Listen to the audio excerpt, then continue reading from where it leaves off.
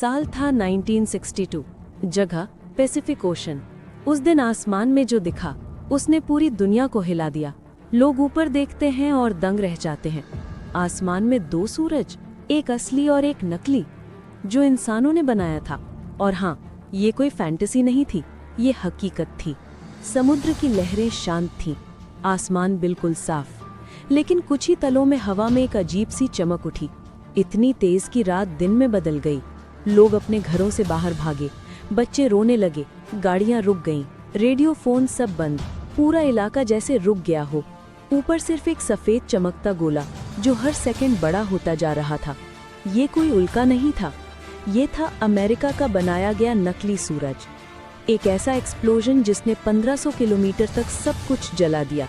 Radio signal गायब, बिजली बंद, और यहाँ तक कि पृथ्वी का मैग्नेटिक फील्ड भी हिल गया। उस दिन दुनिया को पता चला कि इंसान अब सिर्फ धरती पर नहीं, आसमान में भी तबाही मचा सकता है। अगर आपको ऐसे रेयर और सीक्रेट स्टोरीज पसंद हैं, तो भाई चैनल को सब्सक्राइब कर लो, बेल आइकन दबा दो, क्योंकि आगे जो सुनने जा रहे हो वो और भी ज्यादा शॉकिंग है। अब बात करते हैं असली कहानी की। ऑपरेशन फिशबोल।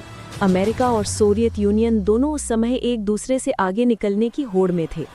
कोल्ड वॉर चल रही थी और हर कोई अपनी ताकत दिखाना चाहता था। लेकिन इस बार ये लड़ाई जमीन पर नहीं, आसमान में होनी थी। अमेरिका ने ठान लिया था कि वो पृथ्वी के ऊपर न्यूक्लियर एक्सप्लोजन्स करेगा, ताकि पता चले कि अंतरिक्ष में ऐसा ब्लास्ट कैसे बिहेव करता है। और वहीं से शुरू हुआ ऑपरेशन फिशबोल। जुलाई 1962, एक छोटा सा आइलैंड था, जॉन्स्टन एटॉल, पैसिफिक ओशन के बीचों बीच। रात के करीब 11 बजे, हवा शांत थी, आसमान साफ, और तभी लॉन्च पैड पर खड़ा था एक बड़ा मिसाइल। नाम था थॉर। उसके सिर पर लगा था थर्मोन्यूक्लियर बॉम्ब, जो हिरोशिमा पर गिरे बॉम्ब से 500 गुना ज्यादा पावरफुल था। काउंटडाउन शुरू हुआ। 5, 4, 3, 2, 1, और फिर मिसाइल आसमान की ओर चली गई। कुछ ही मिनटों में वो 400 किलोमीटर की ऊंचाई पर पहुंची, यानी जहां आज इंटरनेशनल स्पेस स्टेशन घूमता है। और फिर एक साइलेंट ब्लास्ट। धरती पर किसी ने आवाज नहीं सुनी, क्योंकि वहां ऊपर हवा ही नहीं थी। लेकिन जो देखा गया वो अविश्वसनीय था। आसमान में एक बड़ा चमकदार गोला जो नीले से गुलाबी और फिर नारंगी हो गया। पूरे हवाई में लोग घरों से बाहर निकल आए। उन्हें लगा जैसे कोई देवता प्रकट हुआ हो, लेकिन वो इंसान का बनाया सूरज था, स्टारफिश प्राइम। कुछ सेकंड में रेडियो बंद हो गए, कार की लाइट्स ब्लिंक करने लगी, अलार्म सिस्टम्स अपने आप बजने लगे, और लगभग 6 मिनट तक पूरा हवाई एक अजीब सी रोशनी में डूबा रहा। फिर अंधेरा लौट आया, लेकिन डैमेज हो चुका था। इलेक्ट्रिक ग्रिड्स जल गईं, कम्युनिकेशन सिस्टम टूट गया, और साइंटिस्ट्स शॉक रह गए कि ईएमपी यानी इलेक्ट्रोमैग्नेटिक पल्स इतनी दूर तक असर कर सकता है। पर भाई, अमेरिका यही नहीं रुका। उन्हें ये एक्सप्लोजन फैसिनेटिंग लगा। उन्हें लगा उन्होंने कुछ नया खोज लिया है। तो उन्होंने डिसाइड किया और ब्लास्ट्स करने हैं, और ज़्यादा पावरफुल और ज़्यादा डेंजरस। अगर आपको अब तक की कहानी इंटरेस्टिंग लग रही है तो एक लाइक कर दो, क्योंकि आगे जो होने वाला है वो पूरी दुनिया को हिला देगा। स्टारफिश प्राइम के कुछ हफ्तों बाद अमेरिका ने दूसरा ब्लास्ट किया। नाम था चेकमेट। ये एक्सप्लोजन हुआ 147 किलोमीटर की ऊंचाई पर। ब्लास्ट इतना ब्राइट था कि दूर दूर तक आर्टिफिशियल सनराइज दिखने लगा। फिर उन्होंने Bluegill Triple Prime test किया, जो 48 किलोमीटर की ऊंचाई पर ब्लास्ट हुआ। और फिर किंगफिश, जो 95 किलोमीटर पर हुआ। हर बार आसमान में एक नया नकली सूरज बनता और कुछ सेकंड में गायब हो जाता। और फिर आया आखिरी टेस्ट, टाइट रोप। ये हुआ 4 नवंबर 1962 को, और ये अब तक का सबसे खतरनाक एक्सप्लोजन था। इसे सिर्फ 21 किलोमीटर की ऊंचाई पर ब्लास्ट किया गया, यानी बहुत करीब। जैसे ही ब्लास्ट हुआ, शॉकवेव नीचे के आइलैंड्स तक पहुंची। वहां के लोगों ने भूकंप जैसे झटके महसूस किए। पानी का तापमान बढ़ गया, समुद्र की लहरें असामान्य हो गई, और रेडिएशन लेवल्स रिकॉर्ड तोड़ गए। इस बार जो आर्टिफिशियल सन बना वो बाकी सबसे बड़ा था। हीट इतनी थी कि इलेक्ट्रॉनिक्स लिटरली पिघल गए। अब सवाल उठता है कि अमेरिका ये सब कर क्यों रहा था? क्या उन्हें किसी और चीज का डर था? जवाब है हाँ, उन्हें डर था सोवियत यूनियन का। उस वक्त दोनों देश कोल्ड वॉर में आमने सामने थे।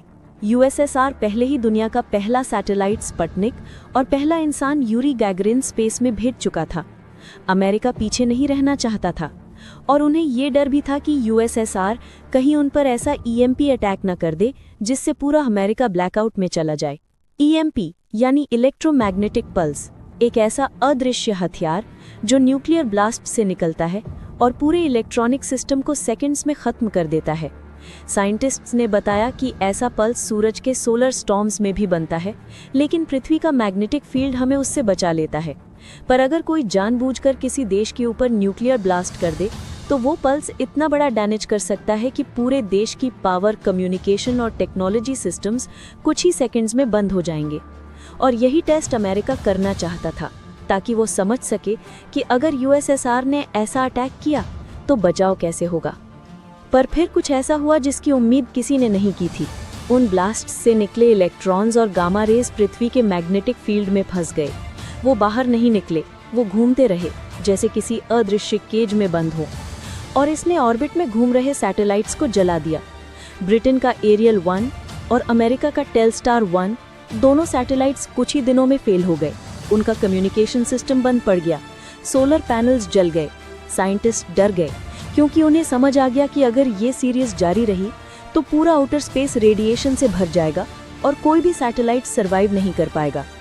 दोनों देशों को अब ये महसूस हुआ कि ये टेक्नोलॉजी जितने पावरफुल है उतनी ही खतरनाक भी। अगर इसे जारी रखा गया तो इसका इफेक्ट पूरी इंसानियत में पड़ेगा। और फिर 1963 में अमेरिका, ब्रिटेन और सोवियत यूनियन के बीच हुई एक historic treaty, limited test ban treaty. इस समझौते ने तय किया कि अब कोई भी देश एटमॉस्फेयर या स्पेस में न्यूक्लियर टेस्ट नहीं करेगा। और यहीं से शुरू हुई अंतरिक्ष की नैतिकता। स्पेस अब सिर्फ युद्ध का मैदान नहीं बल्कि मानवता के लिए शेयर्ड जोन बन गया। लेकिन डर अब भी बाकी था।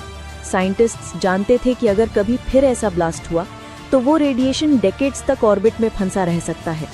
वो सैटेलाइट्स, कम्युनिकेशन और इंटरनेट तक को खत्म कर सकता है। सोचो अगर आज ऐसा ईएमपी ब्लास्ट हो जाए तो कुछ ही मिनटों में हमारा पूरा डिजिटल वर्ल्ड बंद हो जाएगा। न इंटरनेट, न जीपीएस, न बैंकिंग, न फोन्स, पूरा सिस्टम कोलैप्स। और यही चीज 1962 में ऑलमोस्ट हो चुकी थी। अब सोचो वो 2 सूरज जो उस रात आसमान में चमके थे, वो सिर्फ साइंस के एक्सपेरिमेंट्स नहीं थे, वो एक वार्निंग थी, एक रिमाइंडर कि इंसान अगर अपनी हद से आगे बढ़ गया तो आसमान भी उसे रोक देगा, क्योंकि अगली बार जो सूरज बनेगा वो रोशनी नहीं, तबाही लेकर आएगा। अगर आपको ये कहानी पसंद आई हो तो भाई वीडियो को लाइक करो, चैनल को सब्सक्राइब करो और कमेंट में बताओ कि अगली मिस्ट्री किस टॉपिक पर बननी चाहिए। मिलते हैं अगले एपिसोड में एक और रहस्य के साथ, जहां सच झूठ से भी ज्यादा खतरनाक होता है।